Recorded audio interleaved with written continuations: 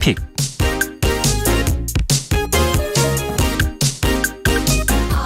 네, 정용실의 뉴스 브런치 항상 청취자 여러분들과 함께 프로그램 만들어가고 있습니다. 오늘도 유튜브 콩앱 또 라디오로 들어와 주신 분들 많으시네요. 유튜브로 713분이나 들어오셨습니다. 감사합니다. 자, 오늘도 첫 코너 뉴스픽으로 시작합니다. 화요일 목요일 이 두 분과 함께하고 있습니다. 신보라 국민의힘 전 의원 안녕하십니까? 네, 안녕하세요. 네, 조성실 정찬은 엄마들 전 대표 안녕하십니까? 네, 반갑습니다. 자, 오늘 앞서 말씀드린 내년도 최저임금 논의가 이제 시작된 가운데 민주노총이 최저임금 관련 설문조사 결과를 또 공개를 했습니다. 주요 응답 내용은 무엇이었는지 지금 노동계, 경영계 또 자영업자들 입장이 다 다를 것 같은데 어떤 입장들인지 조 대표님께서 먼저 좀 정리를 해 주시겠어요? 네, 우선 윤석열 정부의 첫 최저임금을 결정하는 최저임금위원회 심의 시한이 이제 바로 내일입니다. 네. 그러니까 그간 법정 기한에 맞춰서 이게 최종적으로 심의 완료되고 협의가 된 적은 사실상 거의 없었습니다. 네. 최종적으로는 표결을 하기도 했고 표결을 해서 결정하고 그런 적도 있었죠. 또 기한도 네. 굉장히 좀 7월 중순까지 넘어가면서 많이 늦춰졌는데요. 특별히 올해 같은 경우에는 이제 업종별 차등 적용에 관한 논의와 네. 표결이 좀 진행되면서 최종적으로 양쪽에서 제안한 금액이 어느 정도 수준인지가 23일경에 좀 공개가 되었고 예. 그래서 그거에 따르면 근로자 측의 최초 제시하는 1,890원 정도로 한 달 최저임금 기준으로 약 220만 원 내외 정도가 될 것 같고요. 네. 사용자 측의 최초 요구안은 9,160원으로 지난해와 동결안을 좀 제안한 상황입니다. 그래서 지금 아마 내일까지 최종적인 협의가 완료되기는 어렵지 않을까 이렇게 네. 보고 있는 상황입니다. 네. 야, 정말 지금 안 그래도 경기가 좀 그리 좋지는 않아서 또 물가가 너무 오르고 있어서 양쪽 자영업자까지 서로가 다 힘든 상황일 텐데 어쨌든 지금 임금 노동자 입장에서는 생활비가 올라가니까 당연히 좀 더 받고 싶을 거고요. 고용주 입장에서는 좀 주기가 또 힘든 입장이 아닐까 싶은데 어떻게 생각하십니까? 지금 서로 다른 이 인상폭이 좀 협의가 되리라 예상을 하시는지 어느 정도 선에서 맞추는 게 좋다고 보시는지. 우선 매해 이즈음에 거의 비슷한 그림을 발견하게 되는 것 같아요. 그러네요. 그러니까 사용자 측에서는 이제 동결 혹은 인하 이렇게 주장을 하고 이제 노동자 측 입장에서는 이제 띠 둘러매고 그렇죠. 이제 투쟁 아닌 투쟁을 또 하기도 하고 그런 모습들이 이번에도 좀 재현이 되는 것 같습니다. 우선 임금이라고 하는 게 하늘에서 뚝 떨어지는 것도 아니고 네. 누구도 피해를 보지 않고 얻어질 수 있는 것이 아니기 그렇죠. 때문에 네. 임금은 결국 돈을 주는 사용자가 있고 돈을 받는 근로자가 있는 구조이고 또 생산성과 공정성이라는 게 또 반영이 될 수밖에 없고요. 그래서 네. 시장이 임금에는 관여하지 않지만 헌법상의 그 최저 생계 그래서 인간다운 생활을 영위할 수 있는 최저임금은 보장해야 된다라고 정하고 있어서 예. 법률을 통해서 사용자 근로자 공익위원이 함께 최저임금위원회를 구성해서 정하도록 하고 있거든요. 네. 하지만 대체적으로 이 세 측의 의견이 조율이 돼서 합의되는 경우는 거의 없고 정치적으로 거의 결정이 되는 경우가 다반사입니다. 네. 그래서 지금도 보시면 사용자는 동결 노동자위원은 18.9% 인상 예. 이걸 주장하고 있기 때문에 사실상 저는 그 접점을 합의로서 찾아내기는 어려운 구조다.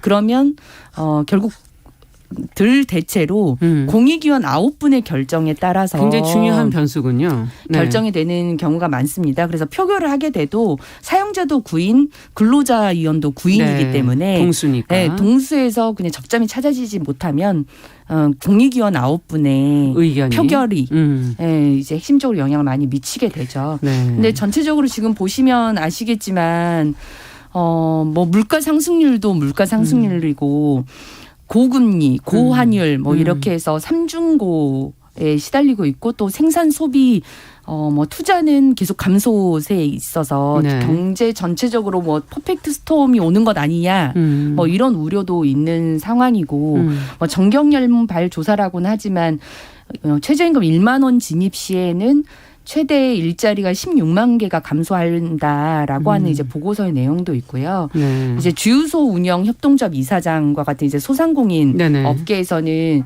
최저임금이 올라가게 되면 대체적으로 그것을 무인 매장으로 대체하거나 키오스크화 하거나 그러니까 임금이 올라가면 일자리가 없어진다는 네. 자영업자 쪽이나 대기업 쪽의 얘기다 이런 말씀이신가요? 맞습니다. 네. 그래서 뭐 채용 규모도 전체적으로 좀 줄어들고 있기 때문에 이게 고용과 어떤 지불 역량과 기업의 지불 역량과의 어떤 조화를 무시할 수 없고 또 현실 경제로서는 어쨌든 물가 상승률이 있고 또 그에 따라서 취약계층의 구매력이 가장 큰 타격을 받기 때문에 최저임금의 어떤 본연의 취지가 인간다운 생활을 영위할 수 있는 그렇죠. 최저선을 보장한다는 측면에서 보자면 네. 물가 상승에 대한 어떤 압박도 일정 정도 반영하지 않을 수 없고 네. 최저임금을 결정할 때 법률적으로는 그 근로자의 생계비를 반영하도록 되어 있습니다. 근데 근로자의 생계비 안에 그런 물가 수준도 반영이 되거든요. 그렇죠. 추사안에.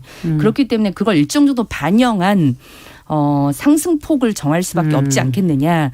전 그래서 아예 뭐 동결이 될 수는 없지 않겠냐 보고 대략 한 2, 3% 내외에서 조정이 있지 않을까 이렇게 조금 추측은 해보는데 네. 이 부분을 이제 고시 기간이 8월 5일까지인데요. 그 전에는 마무리가 돼야 되는 거죠. 그래서 늦어도 보통 7월 7월에 중순. 그래서 자꾸 네. 되는 그래서 거군요. 늦어도 7월 네. 중순 전에는 이 결정이 되어야 된다고 하는데 이제 그 전까지도 꽤 많은 충돌과 협의가 있는 과정 예. 안에서 이 내용들이 도출되지 않을까라고 시간이 좀 생각을 아직 해봅니다. 남아 있기 때문에 네. 어떻게 보세요, 조 대표님께서는?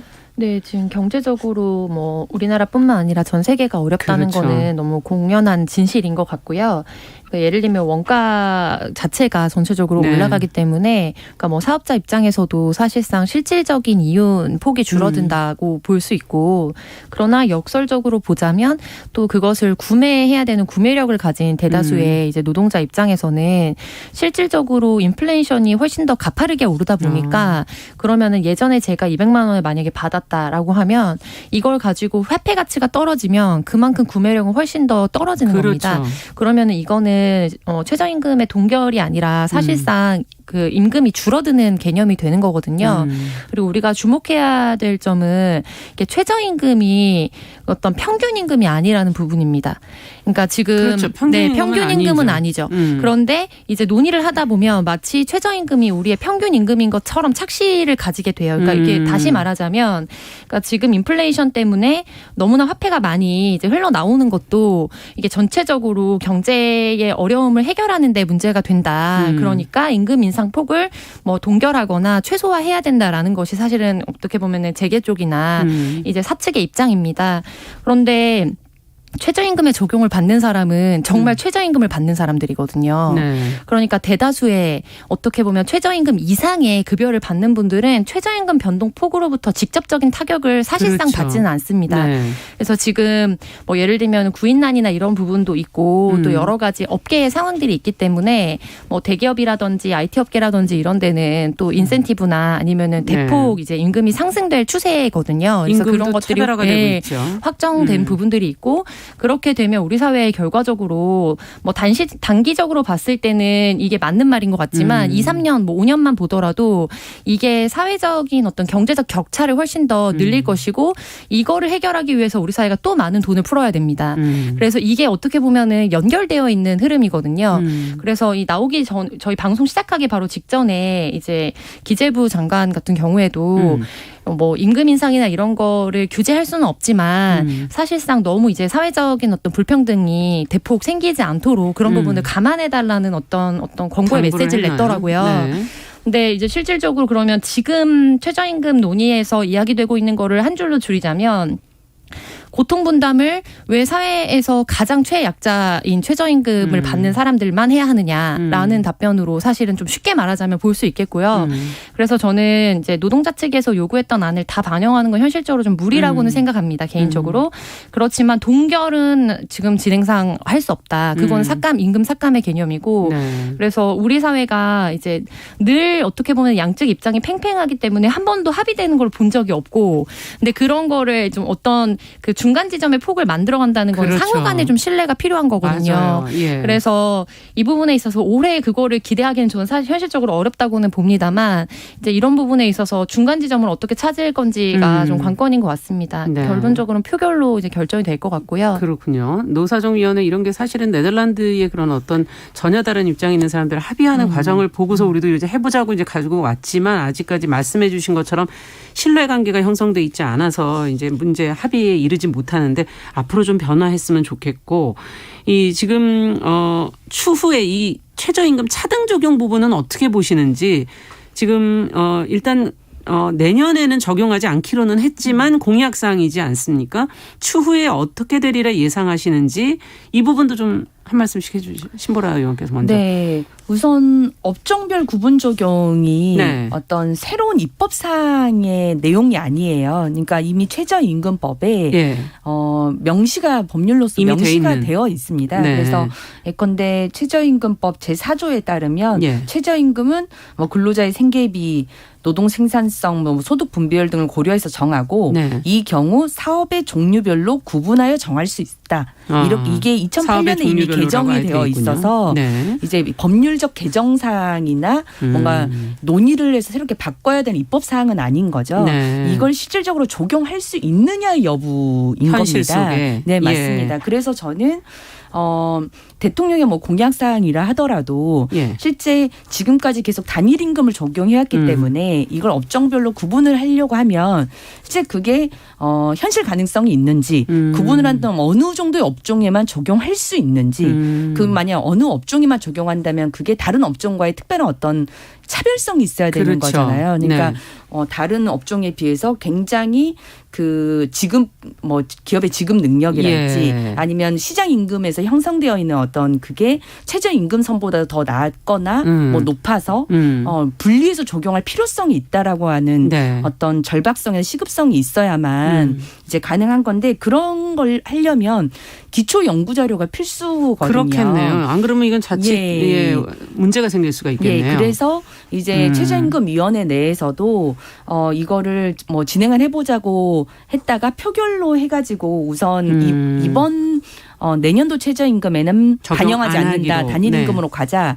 하지만 그러면 노동부에 연구 용역을 맡겨보자라고 했는데 그건 안건 상정은 못하고 그냥 공익위원들의 공고안으로만 송부가 됐습니다. 그래서 이건 이제 강제성은 없기 때문에 네. 고용노동부가 이제 선택의 문제거든요. 예. 이걸 실제 연구 용역을 실시할 건지 말 건지. 근데 저는 필요하다. 그게 이제 적용의 가능성의 그렇죠. 여부를 판단하기에도 기초 연구 자료는 당연히 필요하기 때문에 그걸 기점화해서 그걸 두고 실현 가능성 여부들을 논의하는 것이 맞겠다라는 생각입니다. 지금 산업도 계속 급변하고 있는 상황을 네. 반영하려면 정부에서 사실은 모든 분야에 이런 기초 자료들이 되어 있어야지 네. 이제 다음 단계로 나갈 수 있지 않을까 하는 생각도 들고요. 자, 조 대표님께서는 또 어떻게 보십니까? 네, 그 지역별 차등 적용이나 뭐 업종별 차등 적용 같은 경우에 네. 계속해서 지금 특별히 이번 임기 내에는 좀 매해마다 논의가 될 것으로 보입니다. 네. 이제 그런 의미에서 보자면 우리가 어떤 정책적인 결정을 할 때 이제 사실은 앞서 언급하셨던 뭐 예를 들면 재계 대표 연구기관이라든지 이런 네. 자료들을 한쪽에서 가져오고 반대쪽에서는 그 자료는 신빙성이 없다. 그렇죠. 사실상 너무 이익단체의 그 입장이 반영돼 있다라고 비판을 하면서 건설적인 논의가 이루어지지 못할 때가 많거든요. 네. 그래서 이런 부분에 있어서 우리가 정부 주도하에 좀 상호 간에 좀 납득할 수 있는 어떤 근거 자료를 이제 쌓아가고 연구를 하는 거는 굉장히 필요할 것으로 보이고요. 그렇죠. 근데 이제 다만 그 업종별 같은 지역 같은 경우에는 현실적으로 이제 지역에 대한 어떤 낙인이라든지 이런 것들 때문에 진행이 어려울 것으로 보이고, 근데 업종별 차등 적용 같은 경우에는 이제 2017년도 12월에 이미 관련한 논의를 좀 제도 개선 테스크 포스에서 진행했었거든요. 네. 근데 이제 그 경우에 가장 중요하게 이야기했던 이유가 두 가지인데, 네. 한 가지는 저임금 업종이라는 낙인 효과가 생길 우려가 있다. 한 업종에 대해서. 그럼 오히려 성장에 방해가 되겠죠. 그리고 두 번째로는 구분을 위한 합리적인 기준이나 뒷받침할 수 있는 통계가 없다는 겁니다. 네. 근데 그게 좀 우리가 상식적으로 봤을 때에도 예를 들면 이거를 어떤 회사로 만약에 구분할 것인지 업종으로 구분할 것인지, 그렇죠. 그럼 업종이라고 할 때는 보통 큰 카테고리로 음식 숙박업이 요즘에 뭐 예를 들면 타격을 입었다. 네. 이렇게 했을 때 그러면 거기에는 대기업도 있고 뭐 예를 들면 큰 대기업 계열의 어떤 호텔도 그렇죠. 있을 것이고, 그렇지 않고 되게 작은 규모도 있는 거잖아요. 그러면 이렇게 됐을 때 과연 업종별로 어떻게 구분을 할 것인가, 이 부분에 대해서 합리적인 근거를 지금 대기가 어려운 상황입니다. 네. 그래서 이런 상황에서는 현실적으로 대통령 공약이라고 해서 무리하게 추진하는 것 자체가 좀 어려운 상황이고요. 무엇보다 이제 공익위원회 구성이 어떻게 되느냐에 따라서 이게 표결을 했을 때 또 이거 달라질 방향성이 수 있죠. 결정이 되는데 네. 이런 거에 대해 납득할 수 있는 어떤 객관적인 근거가 충분하지 않은 상황에서 이제까지 오랫동안 우리가 유지해왔던 단일 이제 기준 체제를 바꾼다고 하면은 오히려 이것도 역설적으로 경제 성장이나 이런 부분에 있어서 필요하다라고 생각을 하고 주장을 하고 있는데 오히려 현장에서 예상치 못했던 어떤 부작용들을 또 맞이할 수가 있기 때문에 이 부분에 있어서 저는 양당 혹은 어느 정권이냐를 불문하고 좀 우리가 정말로 미래적으로 우리나라에 도움이 되는 방향이 뭔지에 대해서 좀 같이 논의를 하고 결정을 했으면 좋겠어요. 근데 이게 마치 어떻게 보면 이거는 한쪽 진영의 대표 공약, 이거는 반대 진영의 대표 공약. 그래서 이게 정말로 현재 변화하고 있는 우리 사회에 어떻게 적용이 되는 것이 필요한가라는 논의보다도 내가 누구 편에 더 가까운가를 가지고 정치적 싸움이 될 때가 되게 많습니다. 네. 그래서 이제 그런 부분에 있어서는 이제 그런 방향에서 공회전을 좀 몇 년간 돌지 않을까 싶어서 좀 우려되는 부분들이 있고요. 네. 그래서 객관적 자료가 우선적으로 필요할 것으로 보입니다. 네, 신보라 의원께서 덧붙일 말씀 있으신지. 네. 예.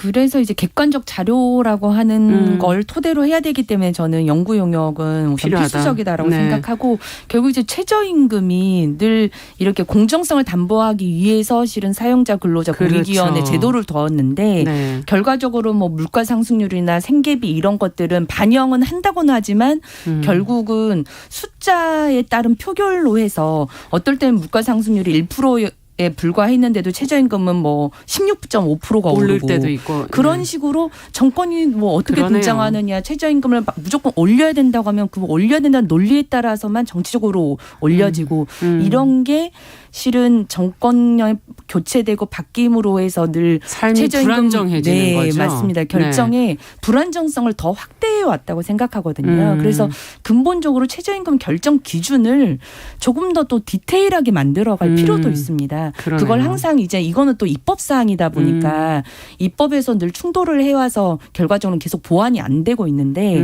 그 객관적인 어떤 기준을 디테일하게 마련하는 거 이건 분명히 좀 입법 보완이 필요합니다. 네. 자, 앞으로도 저희가 이제 계속 이 문제는 좀 지켜보면서 8월에 저희가 발표되지 고시되기 전까지 좀 지켜보도록 하죠. 자, 두 번째 뉴스로 가보겠습니다. 우리나라 극우 성향의 인사들이 지금 독일에를 가서 위안부 피해를 부정하는 시위를 벌였다는 소식이 들어왔어요.